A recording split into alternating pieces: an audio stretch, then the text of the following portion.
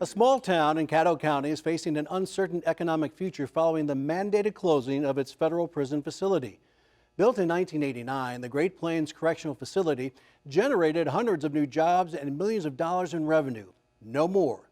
Reporter Keaton Ross with our content partner Oklahoma Watch explains what's next for Hinton, Oklahoma. Keaton, a little history to start with. Why did Hinton decide to get into the prison business more than 3 decades ago? This came in the late 1980s after the oil bust in Oklahoma affected a lot of communities, and Hinton was no exception. So looking at the different options for bringing jobs and economic development back to Hinton, city leaders settled on a prison as a good idea, stable government jobs. At that point, prison populations were rising, and it really seemed like a decent bet. Fast forward to 2021, why is the prison closing, and what have Oklahoma lawmakers done to try and stop it from happening? The prison is closing because of a Biden administration executive order that was issued back in January, directing the Federal Bureau of Prisons to not renew contracts with private prison companies. That applies only to Bureau of Prison facilities, not ICE or any of those facilities. Jim Inhofe, James Langford, and Frank Lucas wrote a letter to Biden asking him to reconsider the order, mentioning that the economic impact in Hinton would be great. But that letter fell on deaf ears, and the prison closed in late May. How much revenue are we talking about, and how will the city's budget be affected by it? The GEO Group, which leases the prison from the city, paid the city of Hinton $1.25 per day per prisoner, which if the prison was full with 1,900 prisoners, amounted to greater than $700,000 a year.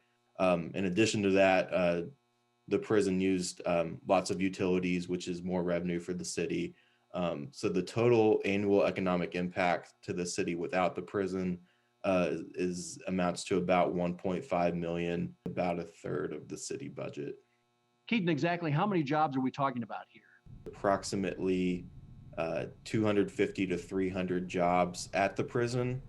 And then there's the economic impact of businesses in town maybe not having as much revenue coming in with those prison workers moving out or dining or shopping elsewhere. Could there be new or different uses for this facility? They could pitch the prison to, say, the Oklahoma Department of Corrections if they wanted to close an older facility and move prisoners in there.